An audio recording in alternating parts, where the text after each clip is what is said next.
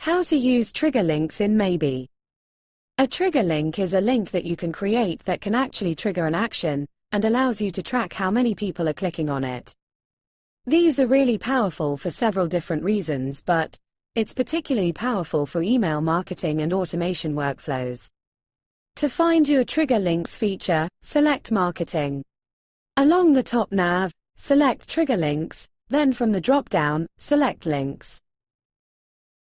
Here you can see some trigger links we have already created. Let's create a new link. First, give your link a name, something that can easily identify what the link is.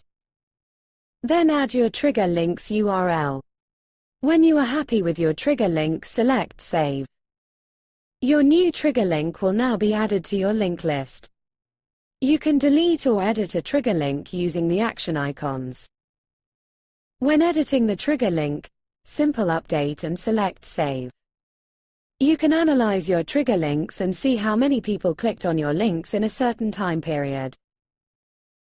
Congratulations, you can now create trigger links. We have further videos to help you use these trigger links in emails and workflows.